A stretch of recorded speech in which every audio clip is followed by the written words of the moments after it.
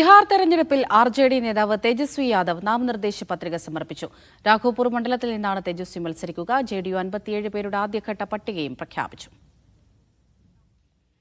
തൗഫീഖ് അസ്ലം വിവരങ്ങൾ നൽകാനായി ചേരുന്നുണ്ട്.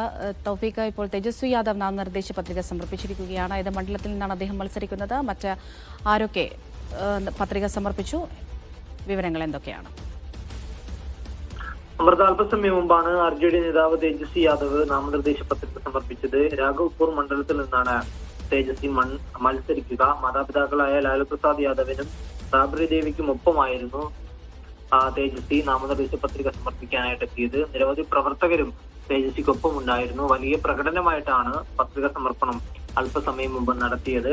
ഇനിയിപ്പോൾ ഈ മഹാസഖ്യത്തിന്റെ സീറ്റ് വിഭജനം ഉൾപ്പെടെയുള്ള കാര്യങ്ങളിൽ ഒരു അന്തിമ ചർച്ചയിലേക്ക് കടന്നിരിക്കുകയാണ്. ഇടതു പാർട്ടികൾ കൂടുതൽ സീറ്റുകൾ ആവശ്യപ്പെട്ടതാണ് നിലവിൽ ചർച്ച വഴിമുട്ടാൻ കാരണമായത്. ആദ്യഘട്ട തെരഞ്ഞെടുപ്പിന്റെ നാമനിർദ്ദേശ പത്രിക സമർപ്പിക്കാനുള്ള തീയതി മറ്റന്നാൾ അവസാനിക്കും. അതുകൊണ്ട് തന്നെ ഇന്ന് രാത്രിയോടുകൂടി തന്നെ മുന്നണിയിൽ ഒരു സമവായത്തിനുള്ള ശ്രമങ്ങളാണ് നേതാക്കൾ നടത്തിക്കൊണ്ടിരിക്കുന്നത്. CPIM കഴിഞ്ഞ ദിവസം 18 പേരുടെ പട്ടിക പ്രഖ്യാപിക്കുകയും പിന്നീട് അത് പിൻവലിക്കുകയും ചെയ്തിരുന്നു. അതുകൊണ്ട് അവരുമായിട്ട് കൂടുതൽ ചർച്ച ഇപ്പോൾ ആരംഭിച്ചിട്ടുണ്ട്. അതിനുശേഷം ഇന്ന് രാത്രിയോടുകൂടി ഒരു അന്തിമ തീരുമാനത്തിലേക്ക് എത്തുമെന്നാണ് നിലവിൽ മനസ്സിലാക്കാൻ സാധിക്കുന്നത്. RJDയോ കോൺഗ്രസോ ഇതുവരെയും ആദ്യഘട്ട സ്ഥാനാർത്ഥി പട്ടിക പ്രഖ്യാപിച്ചിട്ടില്ല. ഈ സീറ്റ് വിഭജനം പൂർത്തിയായതിനു ശേഷം അത് പ്രഖ്യാപിക്കാമെന്നാണ് ഇപ്പോൾ നേതൃത്വം വിചാരിച്ചിരിക്കുന്നത്. എന്നാൽ ഈ ചർച്ചകൾ വഴിമുട്ടിയതിന്റെ അടിസ്ഥാനത്തിൽ അതിങ്ങനെ നീളുകയാണ്. ഇന്ന് രാത്രിയോടുകൂടി ഒരു അന്തിമ തീരുമാനത്തിലേക്ക് എത്താൻ സാധിക്കുമെന്നാണ് പ്രതീക്ഷിക്കുന്നത്.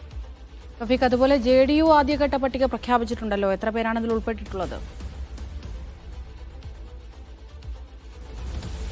അമൃത, JDUവിന്റെ ആദ്യഘട്ട പട്ടിക ഇന്ന് ഉച്ചയോടുകൂടിയാണ് പുറത്തു വന്നത്. 57 പേരുടെ പട്ടികയാണ് പുറത്തുവിട്ടത്. ഇതിൽ 4 സീറ്റ് LJPക്ക് ഉള്ള സീറ്റാണ്. LJPയുടെ സീറ്റിൽ കൂടി JDU സ്ഥാനാർത്ഥികളെ പ്രഖ്യാപിച്ചു എന്നാണ് നിലവിൽ മനസ്സിലാക്കുന്നത്. ഇത് വലിയ പ്രശ്നങ്ങൾക്ക്, വലിയ തർക്കങ്ങൾക്ക് വഴിവെക്കാനുള്ള ഒരു സാധ്യതയുണ്ട്. 101 സീറ്റുകളിലാണ് BJPയും അതോടൊപ്പം തന്നെ JDU മത്സരിക്കുക. അതിൽ 57 പേരുടെ ആദ്യഘട്ട പട്ടികയാണ് JDU ഇപ്പോൾ പുറത്തുവിട്ടത്. അടുത്ത ദിവസം തന്നെ മറ്റു ഘട്ടങ്ങളിലായിട്ട് പൂർണ്ണമായും 101 പേരുടെ പട്ടികയും പുറത്തുവിടുമെന്ന് ഇപ്പോൾ നേതാക്കൾ അറിയിച്ചിട്ടുണ്ട്. 15% MLAമാരെ ഒഴിവാക്കിക്കൊണ്ടാണ് JDU അവരുടെ സ്ഥാനാർത്ഥി പട്ടിക ഇപ്പോൾ പുറത്തിറക്കിയിരിക്കുന്നത്. ഇതിനെതിരെ നിലവിലത്തെ സിറ്റിംഗ് MLAമാർ വലിയ പ്രതിഷേധം ഇപ്പോഴും തുടരുകയാണ്.